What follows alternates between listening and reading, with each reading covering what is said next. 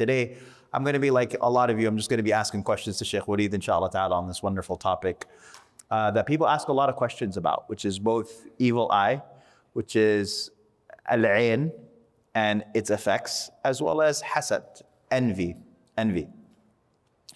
Allah subhanahu wa ta'ala tells us in a chapter that we learn as children, most of us learned as children, to seek refuge in Allah min sharri hasidin idha hasad, in Surah Al-Falaq, the last verse, to seek refuge in the hasid, the envier, when they envy. And so, Sheikh, if we could just start with the topic of what is hasad, what is it? It's translated as envy, but there's differences between what envy is and what ghibta is, what hasad is, and they're both translated as envy. So let's talk first about defining what this term is, when we're talking about hasad. Bismillah, alhamdulillah, wassalatu wassalamu ala rasulillah wa ala alihi wa sahbihi wa man walahu ba'd. I just want to say welcome to Friday Night Light. It's been a while since I participated in one, and it has even been longer since me and Sheikh Ammar joined the session together. And al-hasad in Arabic language or in Sharia, or the way that it was used in Islam, it's basically the envy here. It means when you see something good in somebody else and you like it so much to the extent that you want this to be removed from that person. That's the condition. Not just you like it, no, you like it and you wish and you want that person not to have it anymore. And it doesn't matter, you can have it or you cannot have it. It's still hasad. But I just don't want you to have it. Excellent. Yep. That's one level. And to move it from you and to take it, that's the highest level of hasad. The other one is, you just don't have it and I don't have it. You'll both lose it, as long as you don't have it. There's also a type of envy that in Islam haram. And al-hasad is a major sin. Al-hasad is the first sin in the heavens and the first sin in the earth that we know of. In the heavens, when Iblis envied Adam alayhi salam. قال أنا خير منه خلقتني من نار وخلقته من طين. لأن أخرتني, I was created from fire, he is from clay, and he envied him. How come Allah made the angel make sujood to him? هذا الذي كرمت علي. This is the one that you have favored over me. If you delay me, لأحتنكن ذريته. I will mislead his children. Even if I can mislead Adam himself, I'll mislead his children. So that was the first sin that we are aware of happened in the heavens. And on earth, the two sons of Adam, when one of them envied his brother and he killed his own brother out of envy. So envy is a very, very old sin. On this topic of the definition of hasad being that you wish for that blessing to be removed. And so it's not just that you wish to desire what that person has. And when we think of envy in English, that's what we think of. We think that you wish to have what somebody else has. Even if they have it, they keep it, but I'm envious of that person. I want them to have. But here, what Shaykh Waleed is describing as that basic level of tamanni zawal al-ni'mah, wanting that person's blessing to be removed. And so I tell people, actually, I think one of the best translations that I've seen, colloquially, just naturally how we speak, is to be a hater. That's what a hasid is to be a hater. They hate the fact that you have that thing and they don't want you to have it, irrespective of whether they get it or not, irrespective of whether they have it. They don't want you to have a Ferrari. Even if you're riding the bus with them, they don't want the Ferrari for themselves, but they just don't want you to have it. So that idea of being a hater, and it's a very evil sin, like Shaykh Waleed was mentioning, as far as it being a major sin. So then, what are the types, Shaykh? Like, what are the different shades of hasad? You mentioned two categories already, But how does it exist in everyday life?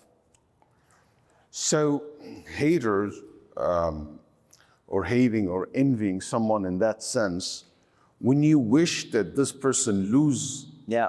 the good thing that they have or the favor that Allah subhanahu wa ta'ala have given. أَمْ يَحْسُدُونَ النَّاسَ عَلَى مَا آتَاهُمُ اللَّهُ مِنْ فَضْلِهِ. Allah said in the Qur'an about certain people that some of the Jews at that time, and the time of the Prophet ﷺ, they envy the Prophet ﷺ for what Allah had given them. And also the disbeliever. وَيَكَادُ الَّذِينَ كَفَرُوا لَيُزْلِقُونَكَ بِأَبْصَارِهِمْ. That they want, Qal ibn Abbas and others, يَعِيلُونَكَ مِنَ الْحَسَدِ. Yani they won't envy you and give you evil eye, so you lose what you have. Yes, sir. So al-hasad can reach to a level that one, it's internal, which is inside you, you're so angry, you're so frustrated, you're so jealous, you're so filled with hatred toward that person, and you wish that this person's lose what he or she has, okay? Then, even if I don't have it, as long as this person doesn't have it. And the other one, it can reach to a level if this person have a type of personality, a type of soul, that it is so strong, that it can actually physically affect the other person, can make the other person sick, can make the other person die, can make the other person's in trouble. It can physically affect, but not every soul have that power. Not every personality have that negative energy in it that it can actually transfer from one body to another. It's almost like a superpower. It is something, it's evil superpower. It's like a villain type of superpower. But Ibn Taymiyyah rahimahullah and Ibn al-Qayyim rahimahullah said, and that comes, that evil negative power that comes out of the soul, energy that comes out of the soul of the person, if it meets someone who is not protected, it will impact them. But if it's protected, it will not impact them. And also if that envy comes out of the person, so not everybody capable of producing that, but some people are. And when they produce that, and sometimes it hits, sometimes it misses. And it misses more than what it hits the person. And if it hits the person, and that person is not protected, it will have an actual physical impact on the person. That's one of the worst forms. And in this case, it can be through what we call an evil eye. So, speaking of saying that you wish that this person lose, whatever good he has, regardless if I became like him or not. They said there is a king in his kingdom, two people envied each other so much. They hated each other so much. And nothing in the village, in the whole entire city, except the story of the two haters. So the king brought them and said, I'm done with you. I'm fed up with all your stories and all your, hatred. You poison the whole city. Either you guys straighten up, or I'm gonna put you both in jail or kill both of you. So one of them said, I have the solution. Easy. He said, what? He said, put me in charge of him. And you will never heard about us, they will never heard anything about us again. He said, how come? He said, if you put me in charge of him, he will die out of frustration and I will die out of happiness. I'll get rid of both of us. I said, man, that's a lot of it. Sheikh, is hasad something that exists between, even amongst like the righteous? Is it something that exists, you hear about it happening even between scholars, and that there is this idea of hasad? Sometimes we see hasad manifesting even in the criticism that people have in everyday life for each other, the other work that we do, da'wah initiatives as well. Sometimes they're all affected by hasad. In what way? حسد الفتى إذ لم ينال سعيه فالناس له أعداء وخصوم. Ibn Taymiyyah rahimahullah said, كل جسد فيه حسد. واللئيم يبديه والكريم يخفيه. So every person has some aspect of envy. And those who are noble, they suffocate it. And those who are not, they unleash it. Exactly. So everybody has that ability, because Allah said about human beings what? ظَلُومًا جَهُولًا. That human beings are transgressor. So everybody have that ability. So make sure that you don't feed that tiger in you. Don't feed that, beast inside you. Because it really can be strong, and it can have very, very, a very negative impact on you first and on others as well. So one of the most important things to be careful of, that envy is in us. And that's why you have to control it. You have to be able to not to feed it, and to be aware of the dangers of it. So envy can happen from righteous people, even because envy is what? And envy can be translated to an evil eye, okay? But the envy, in a sense, that I wish that you lose the goodness in you, and you lose what you have, that does not come from a pure good heart. And what's between the scholars is not like that. What between the scholars and between some of the du'at, unless it's an evil heart. But what the ulama, when they say, Ibn Abbas said, al-ulama yatahasadun, he means the linguistic meaning, the general meaning, which is there is a sense of competition, jealousy.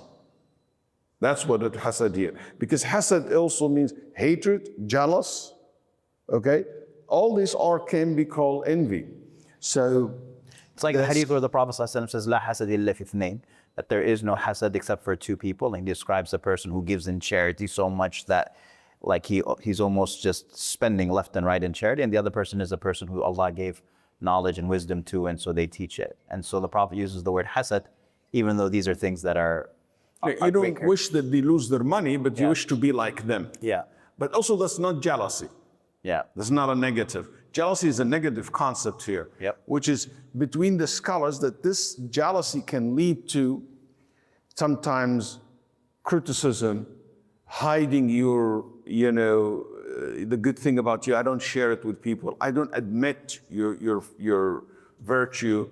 And jealous also, I'm willing to spread accept any rumors about you, because of that sense of competition between them. And that exists. That's because human beings, in the end of the day, scholars or no scholars, they're human beings. Some of them are like that. That's why when we found that there is something personal. And for example, once Imam Malik rahimahullah, was a great Imam, said something about Abu Ishaq Sabir. And al-ulama did not, قال هو أكذب الناس. He's one of the worst liars. So we did not accept that from Imam Malik. Why? Because Imam Malik became jealous when Abu Ishaq Sabir mentioned hadith, he narrated hadith from Malik's wife. Oh, these are personal things. Personal thing. And Malik said, my wife, she never told me that. How? قال كذاب أين رأى زوجتي? This liar, how did he know about my wife? I never met her, my wife. So he became like, but the reality is no, he might know your wife before you married her. He might heard from someone through someone from your wife, not necessarily directly, okay? Or he said also, he was angry at him for multiple reasons, because one time also he said, Malik is not an Arab. He's slave originally. Oh, snap. So he became like sensitive, became something, he lying. He said, I know my lineage more than anyone else, so he's lying. But even if he make a mistake, that doesn't make him a liar. Yeah. So that became a personal attack. And that's why we don't look at this. Because that's a jealous, that's like, misconceptions, tension between people. But the hasad that we talking about here, that Allah subhanahu wa ta'ala said, min sharri hasad idha hasad, is the person who really hate you, who really want nothing but evil for you, who wish to strip you from every good. And these souls are bad souls. It's not expected to come from a good soul, a good heart. هي جمرة خبيثة, they said. It's an evil Ember. inside your heart. Yeah. Sheikh, you mentioned that hasad is one of the major sins. So what are some of the harms of this sin? Why is it so important for people to avoid it? In Sunnah Ibn Majah, even the hadith, there is a debate over it, that envy eats your good deeds like the same way the fire eats the wood. Also, we know that al-hasad, النبي صلى الله عليه وسلم قال إن هذه الجنة, this paradise, was made لكل مخموم القلب, for every pure heart. They said to Rasulullah, what's pure heart here means? He said, free from hasad. The heart that's free from envy, free from hatred, free from this evil jealous. You know? So when the heart's free of that, those are the people of paradise. We know that this is the characteristic of the shaitan, the characteristic of the kuffar, not the characteristic of the believers. That's envy and then hatred and just wishing bad to others. And one of the worst thing happened, yes, subhanAllah, the impact of it, they said, Allah subhanahu wa ta'ala, Samarqandi rahimahullah, said that Allah subhanahu wa ta'ala punished the hatred, the haters. He punished them with 5 things in the dunya before the akhirah. Number 1, that their hatred only will weaken them, only will destroy them from within. It's like a fire inside you, eating you from inside and have no impact outside. Yeah. Number 2, this calamity, Allah will not reward you for it. 3, that this will occupy your time. 4, it will paralyze you. You will never grow because all what you think about is how can this person lose the good. You never really grow yourself. Yeah. Okay? And also it caused that people hate you, don't like you. Yeah. Then he mentioned a story after that. Samarqandi rahimahullah. He said, there was a king from Al-Abbasiyin, and he had a person who come to his court from an Arab tribe, min al-Badi. And this king loves him. And the minister, like the prime minister or the minister of the court, was so jealous of this random person who the king loves him so much and bring him so close to him. And he was worried that one day this person will become so close to the king that he will appointed him to be what? The king's hand or that minister. So one day he invited this person to his house. And he said, I have food for you. You're always in the court. I never took care of you. You're close to the king. I'm the king's hands and stuff like that. And he gave him food filled with garlic. Okay. Filled with garlic. Okay? So the guy ate the food, which is filled with garlic. After he said, oh snap, I forgot. You're going to go to the king after this, that's right? He said, yes. He said, the king, he does not hate anything more than the smell of Garlic. That's it. So make sure when you go, because I care about you, you know? Yeah. I care about you, brother. Just make sure you cover your mouth and you keep your distance. Okay. So he doesn't smell the garlic. Otherwise, he kick you and never come back. Yeah. Okay. Then he goes early to the king and he said, Your Highness, I heard something, rumor about the man who comes to your court. He said, what? He said, he'd been going around and he said, oh, this king, became buddy with me and we buddy kind of want to come closer to him. But oh my God, he smells so bad. He have the worst breath you can ever think of. So that king has the worst breath you can ever smell. قال فيه بخر. البخر, it's a kind of, disease or something bad in the mouth. He's like, smells so stinky. Okay. And he's been spreading this rumor about you. He said, Ibn al-Fa'ilah, what? And he cursed him and he said this about me? He said, yes, that's what the rumor is. It's okay. So the man came, entered, and he stayed, he kept a distance, and he covering his mouth. Bad breath. So the king said, it looks like it's true. Then he said, so and so. He said, yes, Your Highness. He said, why don't you come closer? He said, no, it's good to stay like my place. Then he said, okay, just wait for me outside, or like wait here. Then he wrote a letter and he said to so and so, his governor in one of the city, when the person who carrying this letter come to you, kill him. Or he wrote it to the chief police and he signed it. He closed it and he gave it to him. And he said, oh, you've been a great, we was talking to him while the minister coming in. And he said, this is a special letter for you. Just take it to so-and-so person. And this is very special for you. And I really enjoy your company, always you being here. Thank you very much. He goes out, the minister follow him. He said, what happened? He said, no, nothing. He actually sent me to so-and-so person. He said, oh, that very well-known person. He said, yeah. So the minister said, oh my God, I was trying to put him in trouble. He got elevated because he's going to see this special person right now. And he said, you know, you have to travel a long distance to that person. Do you have a good horse? He said, no. He said, what about this? I'll give you 300 dinar. You stay home and I'll take the letter. Yeah, I said, perfect. He said, you know what? Jazakallah khair. Take the letter and I'll stay home. He gave him 300 dinar. And he stayed home. The king asked, what is the minister? He said, last time we saw him talking to this guy of yours, your body, and we never saw him again. And you guys know what happened. He took the letter, the guy over the letter, he executed the minister.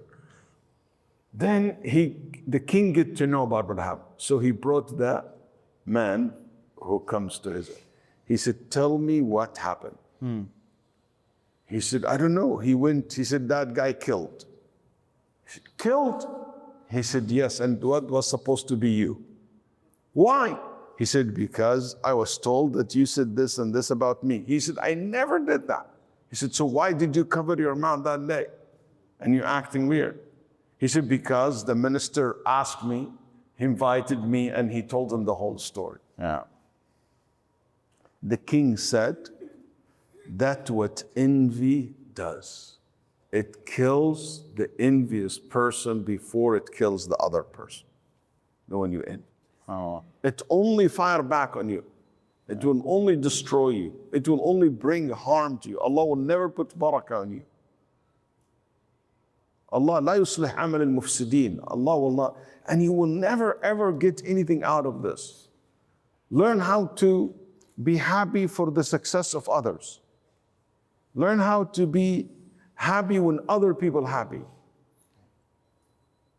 You know, there is people in relationships, it's very toxic, Sheikh. Yeah. Very toxic. That they cannot be happy for you unless they themselves the beneficiary.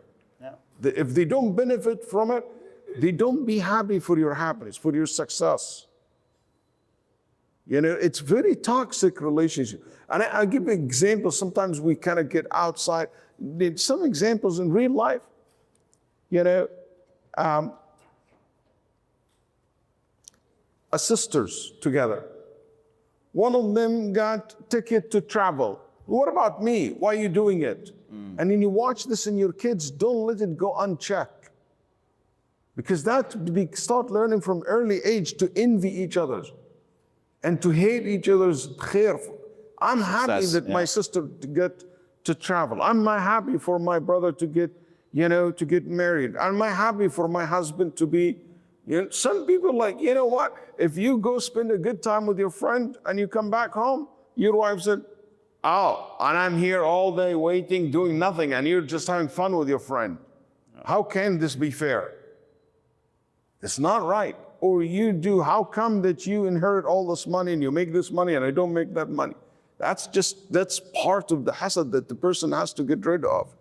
It is only destroyed from within.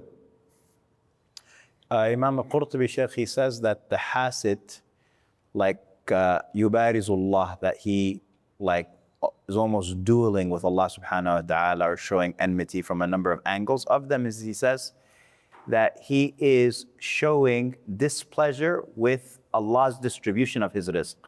Because at the end of the day, I mean, who's the one who gave that person that blessing? It's Allah subhanahu wa ta'ala. And so you're upset at Allah subhanahu wa ta'ala's decree.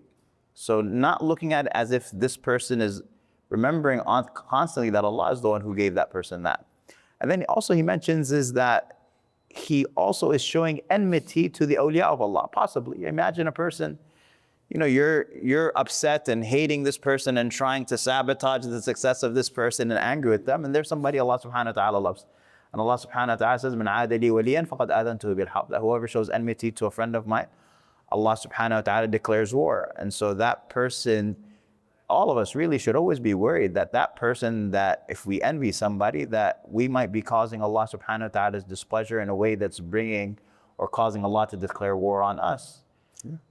Sometimes even you read in the comments on social media, attack on people. You can tell the only motive behind this is not for the sake of Allah, it is only because of hatred.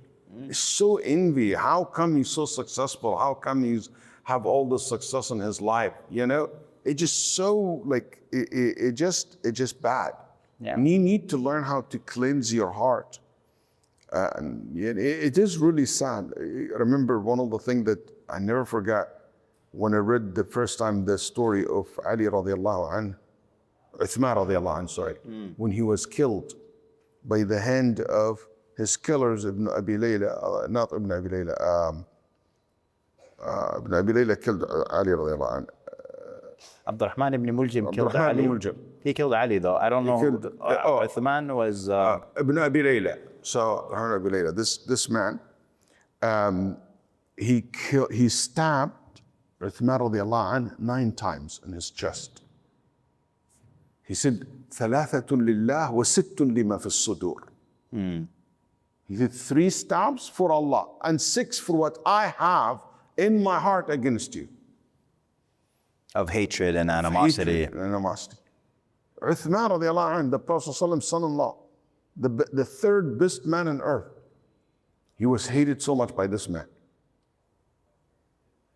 So anyway, one thing I just want to say about also envy that. And Shaykh al-Dhahabi said none of them are for Allah subhanahu wa ta'ala. None of them are for Allah. Like Yeah, he none just, of them are for Allah. Yeah. That's very true. I mean, everything he did was the killing of Uthman. It's out of hatred. Yeah. But one thing I don't know how you do this, Sheikh, when people talk. Sometimes I feel also there is what we call about myth. There is people so afraid of hasad that they don't share any good of their life. Yeah. And their life became terrible. Why? Because they're always constantly living in that fear. Like somebody want to buy a car, I'm not going to buy a new car. Why? I'm worried about hasad. Someone go to a restaurant, no, I'm not going to eat good because people give me hasad. I don't want to, they don't do anything because they're worried about hasad. Always worry about envy. So they don't share anything of, or they don't do what Allah said. وَأَمَّا بِنِعْمَةِ رَبِّكَ فَحَدِّثْ. We're supposed to be sharing the blessings of Allah subhanahu wa ta'ala and showing it. Not to boast and to be arrogant, but to show our gratefulness to Allah subhanahu wa ta'ala. But sometimes the fear of hasad paralyzes. I know people like really, they can't, they're so worried about this hasad that they stay home, fear from hasad, so they don't tell people about the good things that happen to them in life, even to the closest friend, because they think that they will be envied and think will ruin their life. Yeah. I mean, that's true, Sheikh. I agree with all of that. Which one? The idea of not sharing and being cautious and stuff. I guess the question then becomes, what are the parameters? Like, وَأَمَّا بِنِعْمَةِ رَبِّكَ فَحَدِّثْ. Declare the blessings of your Lord. Allah says at the end of Surah Al-Duha, who do I share that with? What do I share? How much is too much? I think everybody, if you were to ask everybody in this room and everybody watching, if they have a story of someone giving them hasad, people will feel like, you know what, I had an incident at some point in time.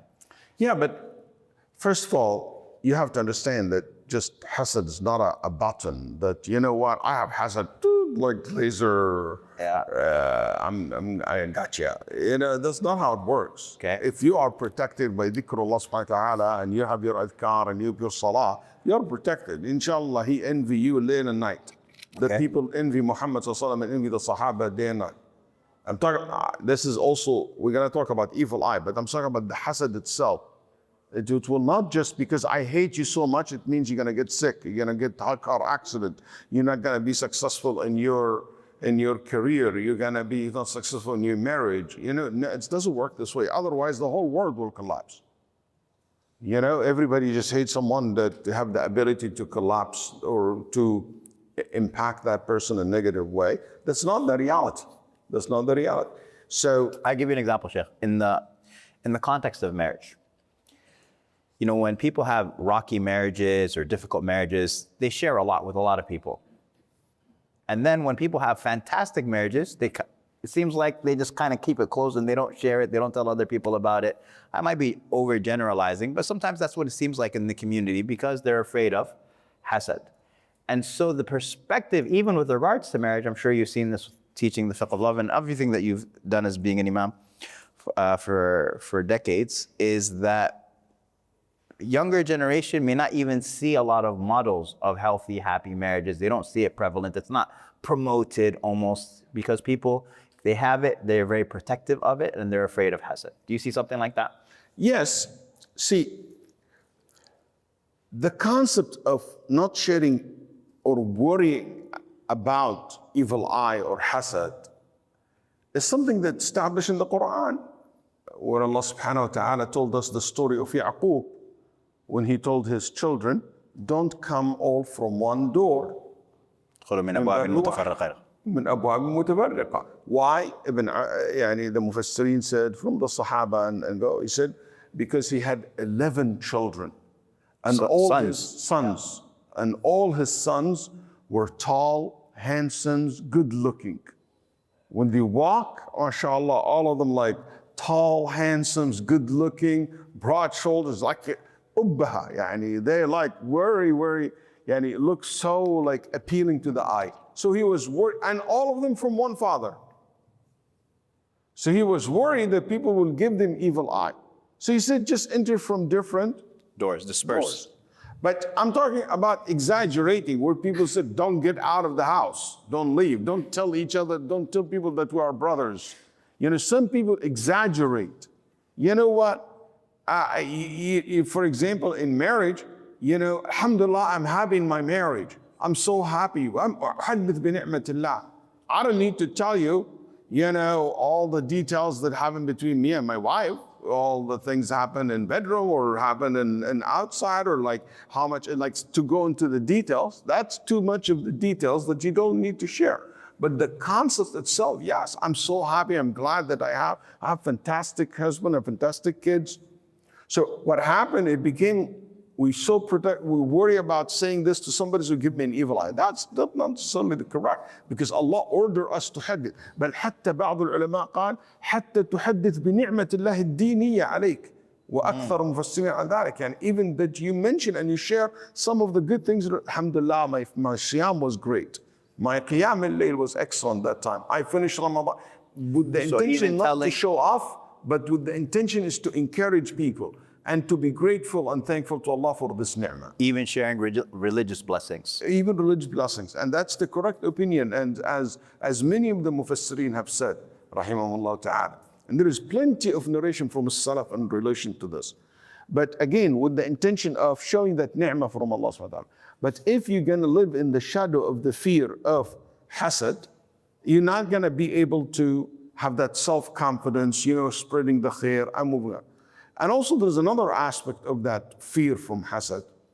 Sometimes we attribute every failure in our life to hasad. Yeah.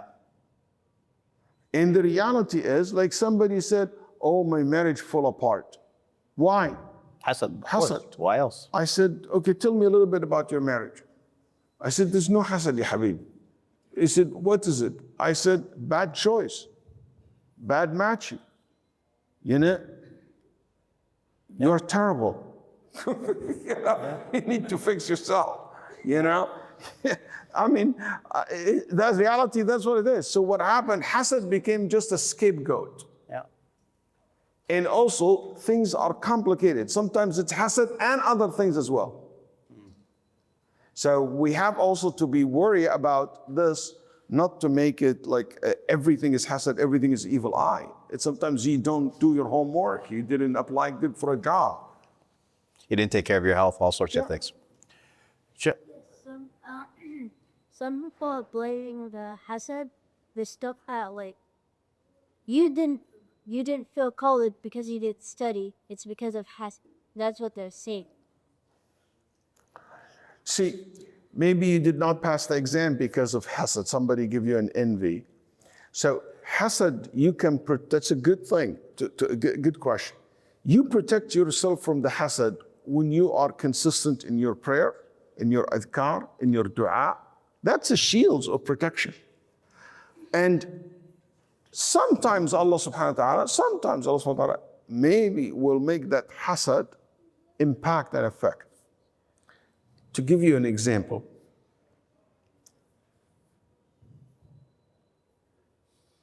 how many viruses you think in this place?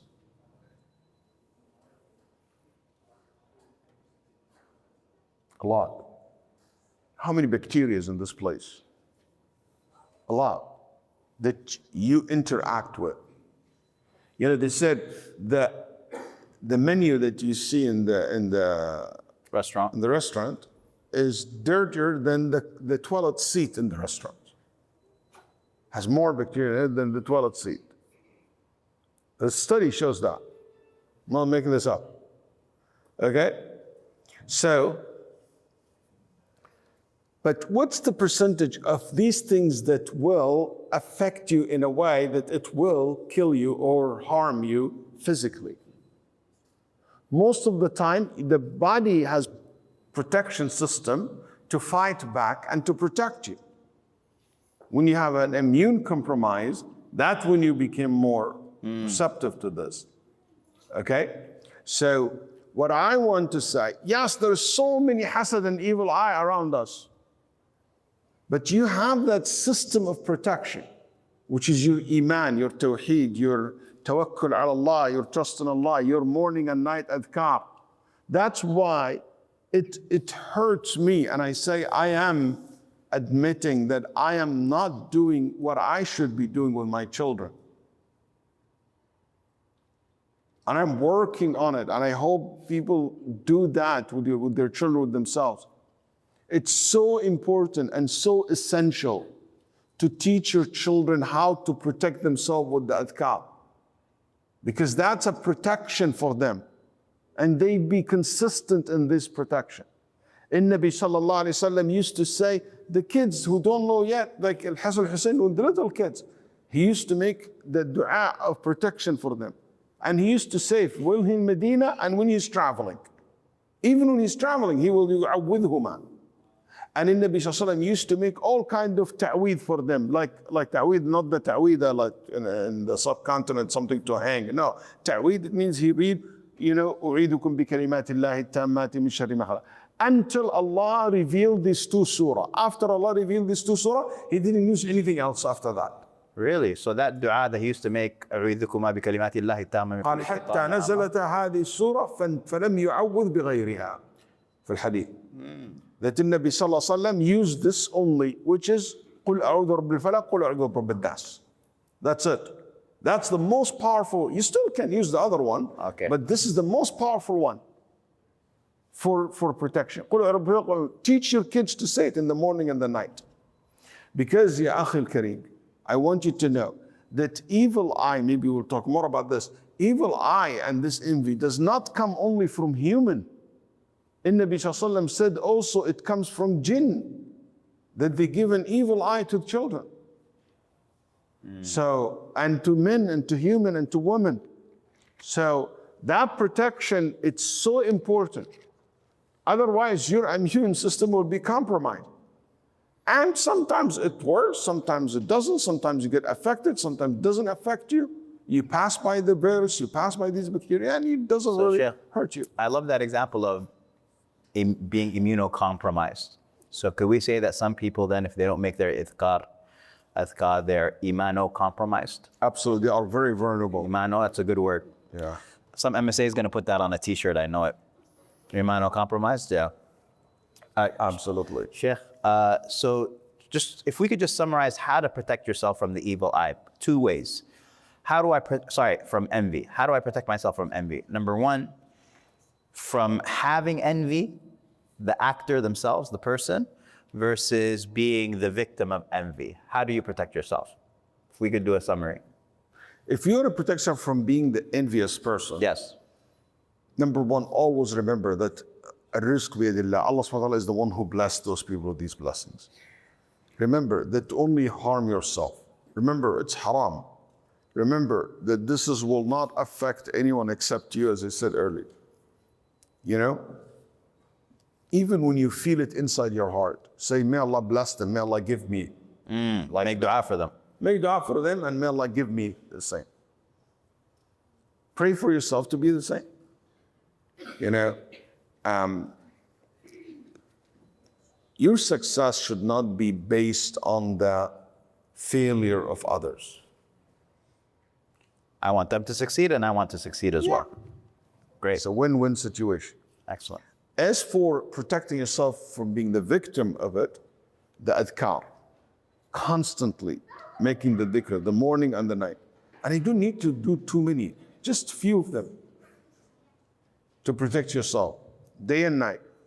And also another thing is to make sure that you consistent your prayer, because the salah is a protection. Also, make sure that you are, strengthening your tawakkul, your trust in Allah subhanahu wa ta'ala. Also, make sure that you use dua. Ask Allah subhanahu wa ta'ala to protect you always and protect your family from envy and from ayn. The prayer and the ta'awudh.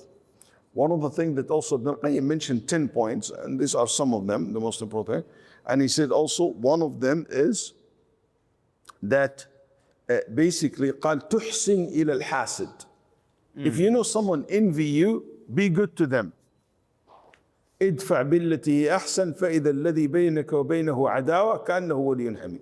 You know somebody in your family envy you, hater. Be nice to them, kind them, give them gifts. So you can protect yourself from their evil. Okay? One of the things also that you can protect yourself from it, from the envy of others, is صدق التوبة إلى الله. Making istighfar and making tawbah to Allah subhanahu wa ta'ala, because when you do that, you come closer to Allah. And when you are closer to Allah, you're farther from the shaitan and the evilness, because Allah is the source of all good. And finally, Ibn al-Qayyim rahimahullah said, the last one he mentioned, and he said is the best and the most powerful one, which is tajreed al-tawheed lillah. That your heart submit only to Allah. You have no ever reliance or looking at the human beings or the people. You believe in Allah subhanahu wa ta'ala more than anything else. I noticed many people believe in the power of the envy and the evil eye more than they believe in the power of the Qur'an and the protection of Allah. They're more scared about that than they have trust in Allah subhanahu wa ta'ala. Yeah. You tell them, you read the Quran. No. It's so, that's bigger than in their hearts and mind than the actual protection of Allah subhanahu wa ta'ala. So the more you actually submit yourself and you know nothing will happen to me illa bi'idhnillah.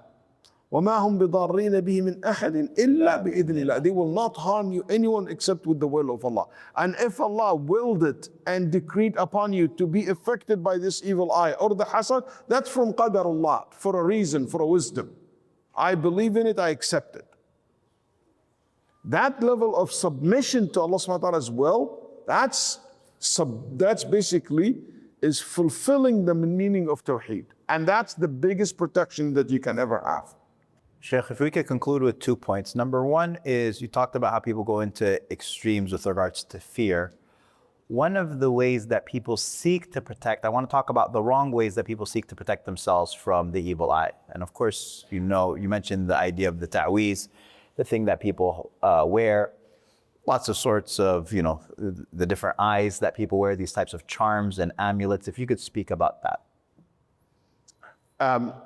What people put on their body for the sake of protection or healing, it's called tamima, tamaim, which is either for protection from something evil to happen to you, or because you're feeling you have an evil eye or something wrong with you, so you want to be healed by it. These are not allowed. And if it is something made of Al-Qur'an, like a verse in the Qur'an or Allah's name or one of like that, it's bid'ah. It's innovation in religion. And just for you to know, most of the people who will be giving something rolled and they said, okay, this is ta'weedah, and some people like in New York charge $300, $400, 500 pounds, I saw in England, specialized, and they give you this and, put it on and it will protect you. All this, and they said it has Qur'an only. Actually, many of them, when we open it, I opened few and I've seen many.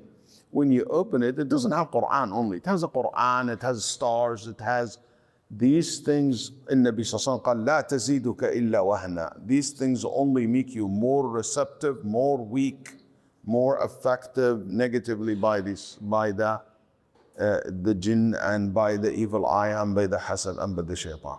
A lot of times they have foreign scripts that don't belong to any language, and all of them have a blood in it and the stars like name of the jinn. Many of them have names of the jinn, calling upon the jinn, kufr. So, but let's say a Qur'an, somebody have Ayat al-Kursi, she put it on her, around her neck or his neck, or something like that. These are bid'ah. It's not kufr or shirk because they're not seeking something other than Allah. Sheikh, is it a narrative that some of the companions had their children, they used to hang the Qur'an on them? No, this is the narration of Ammar ibn al-As, that he did this to his children. He put it next to them who cannot read. So they used to read from it. But none of the Sahaba ever, radiallahu anhum, have hanged anything to the children or that. But he wrote it for them so they can read it, did memorize it, so you can read that before they go to sleep. Or he did it for them so they can be protected by it next to their bed. But that's about it. Not hanging it. Not hanging or the way they do, the people do. But this is an innovation, and the Nabi sallallahu alaihi wasallam never ordained that for us, sallallahu alaihi wasallam. The other one, which is the most common one, which is like, the eye, the blue eye, the hands, and stuff like that, or some of these rolled thing that you don't know what's in it, and you say put it on and hang it on. All this in Nabi sallallahu alaihi wasallam, at-tamaim shirk. What shirk? It is a form of minor shirk, and it's not allowed, and it's haram in Islam, and it only causes more harm to the person. So you stay away from that. You stick to what the Prophet ﷺ taught us, which is the Adhkar and the dua.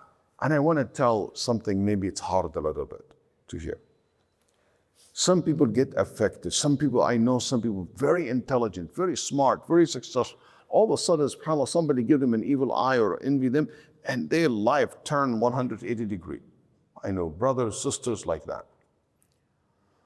And you read Qur'an, I make adhkar, but still, that's qadarullah subhanahu wa ta'ala. Some people can live with this until they die.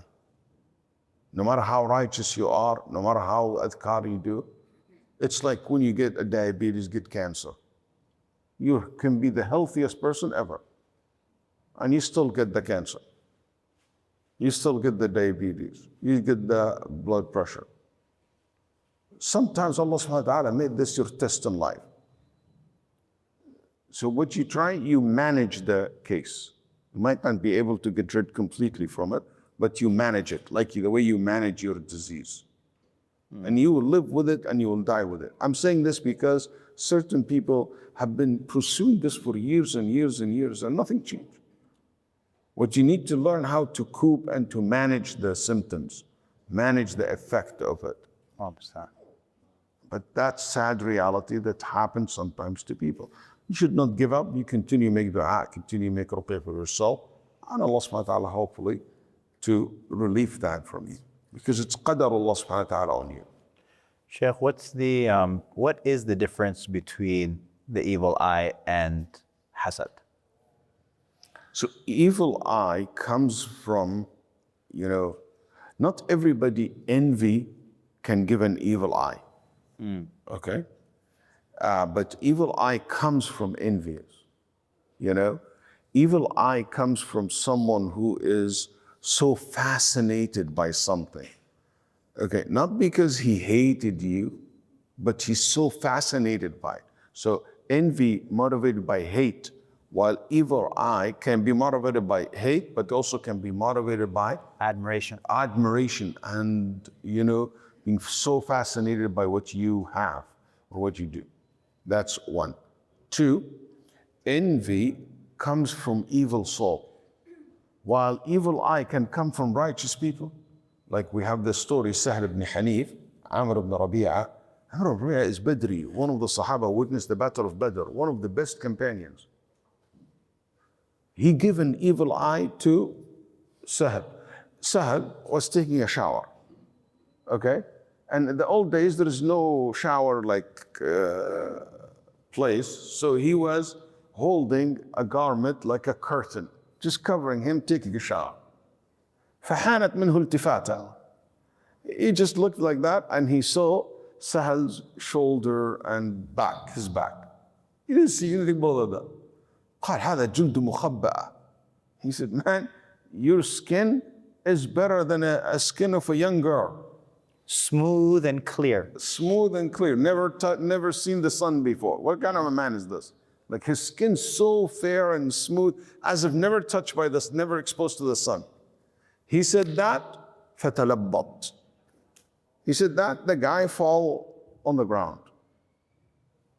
And by the way, most of the evil eye, subhanAllah, in experience, I've seen, not personal experience, from what I've been reading, talking to people involved in this more than me, he said most of the evil eye affects skin.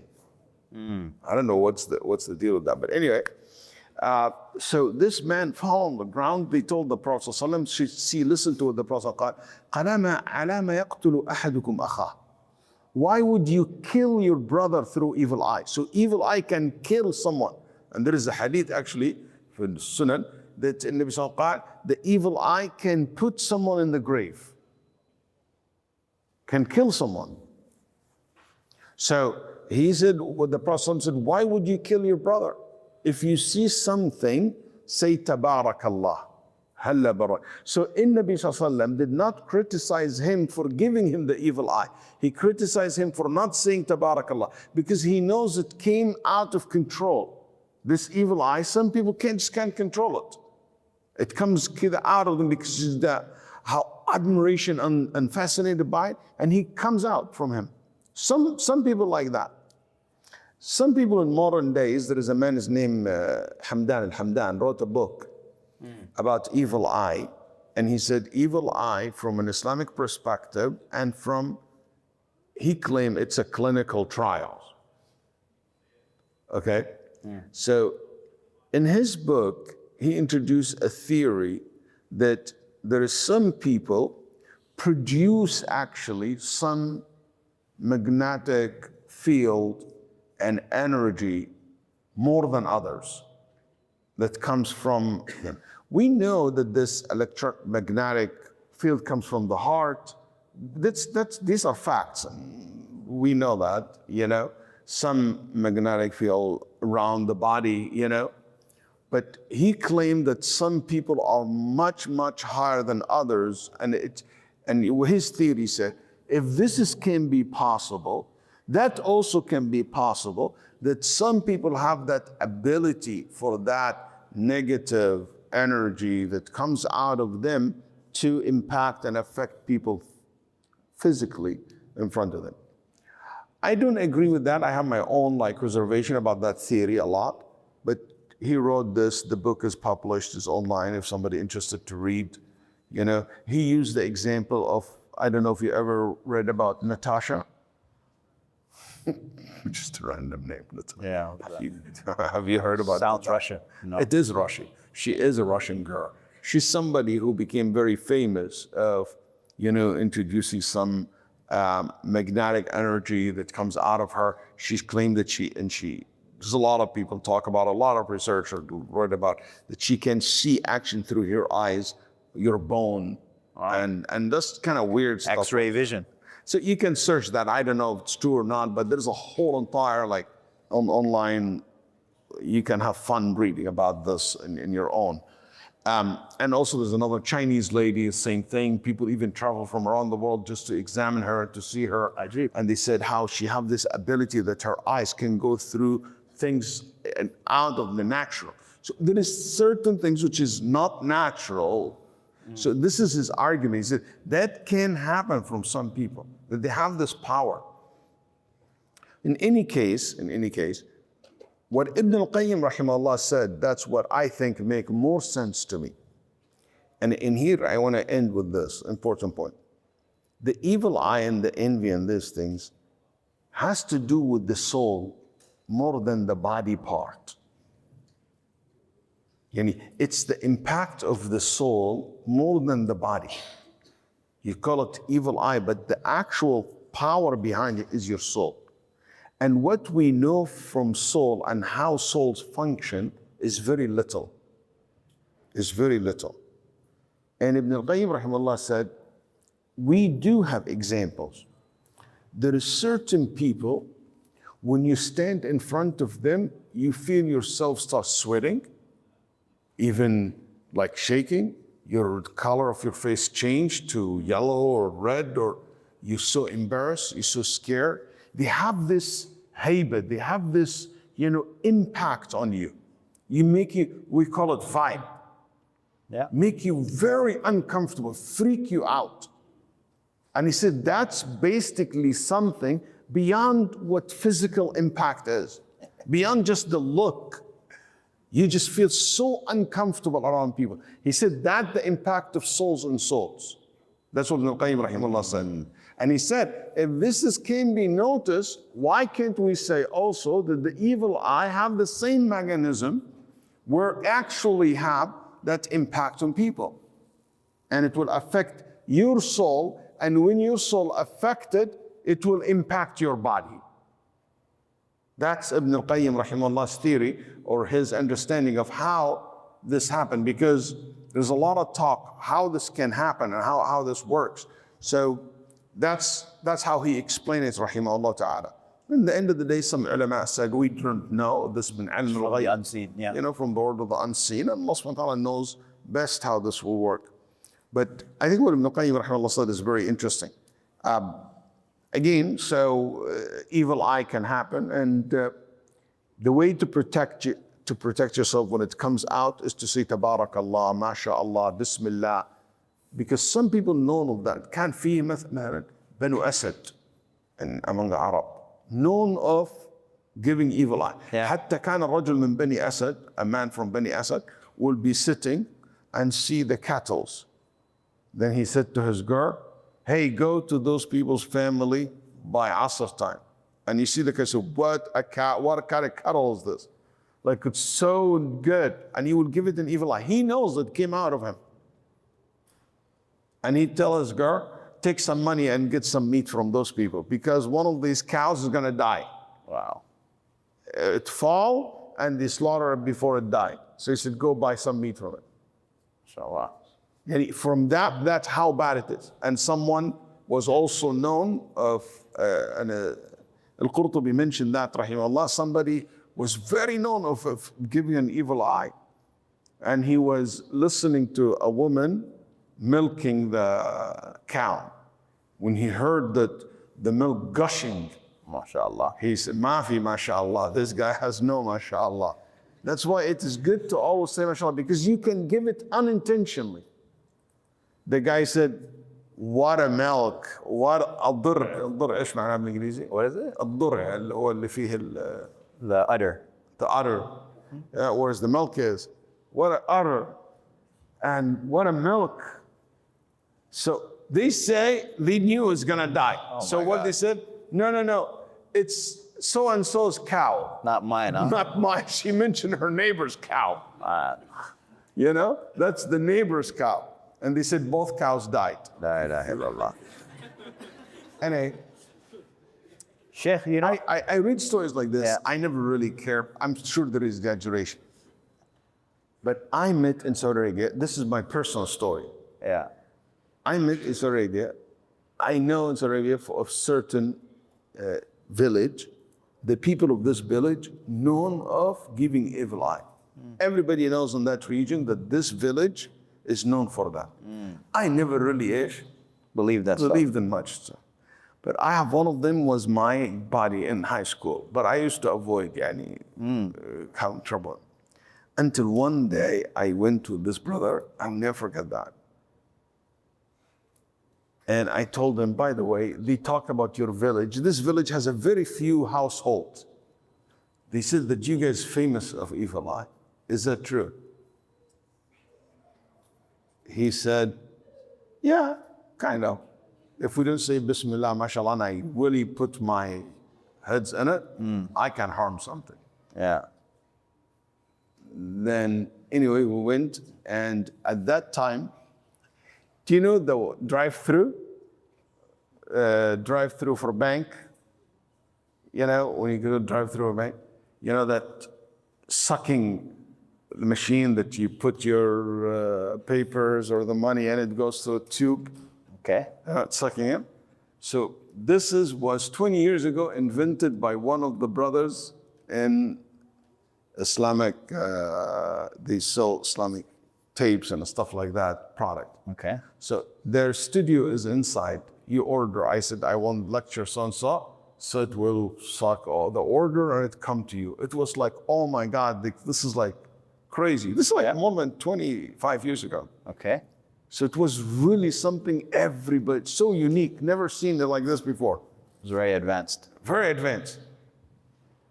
So I walked with him into that, it's called Abdul Jozi Islamic studio, to serve Jozi. So I walked with him, and when he saw it, he got surprised by it. It got him by surprise. He said, whoa, wallahi, the whole thing fall apart. The whole thing fall apart.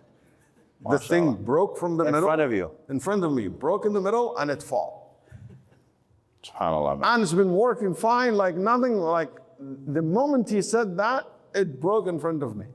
Ajib. Then he felt so bad that he didn't say, MashaAllah. And he said, like, sometimes, like, I don't know, but this is the only time in my life I met something and I saw somebody like that. And it's an interesting experience.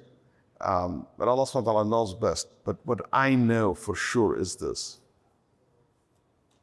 that those who are consistent in their adhkar, in their salah, in their dua, please, brothers and sisters, please, brothers and sisters, I cannot say it enough to every one of you. Just think about it this way. Are you better than Rasulullah sallallahu alaihi wasallam? Are you more protected than Muhammad sallallahu alaihi wasallam? Yet in Nabi sallallahu alaihi wasallam, every day and every night, he will make the dua of protection for himself from the evil eyes and from the evil eyes of the jinn and the humans. If that means anything, that you don't ever miss to make that. And by the way, the impact of evil eye comes in many different forms. And we're going to have a time for that. But some people say, Sheikh, why we don't see this in the West? Why it's only the Middle East? Why? By the way, evil eye concept, historically speaking, from historian, documented the talk about it in the 600 years BC. Okay, it is documented as 6,000 even maybe, 600, in the ancient Greek, Romans, in Christianity, in Judaism, Buddhism, Hinduism, Islam. And that's why some people said it cannot be just a myth. When you have humanity agreed on it, that's one of the things Ibn al-Qayyim said. He said, one of the evidence, دليل الحس والمشاهدة, when something that is seen, witnessed through history, through centuries, it's beyond, maybe some form of it can be myth, but the roots of it cannot be myth. And one of the things that I heard and I read was very powerful as well. They said, when people tell you, oh, why in the West? You don't know actually every case happened in the West, how it happened. It's a cause. Evil eye can cause a problem, can cause the disease, can cause the mental health issue. Yes, it's a chemical imbalance. Yes, it's a cell that went rogue and turned to a cancer cell. But ask the question, what have made that cancer cell, that cell to go rogue and to be turned to a cancer cell? What caused it? There's no answer for it. We don't know scientifically what exactly caused it. That can be one of the, possibility, can be caused by this kind of evil eye and basically an envy and the influence of this part of the unseen world, the thing that we're not familiar with. So make sure that you are consistent in your adhkar. But also one thing also, sometimes the impact, it does not have to be physical, like a physical sickness. Some of the ulama said, can be the impact how stray people away from Allah. That could be the impact of the envy or the shayateen or the evil eye. It can be spiritual diseases. It's spiritual disease. So make sure that we see this also in a broad sense, and we ask Allah subhanahu wa ta'ala to protect us from the evil eye, protect us from all evilness.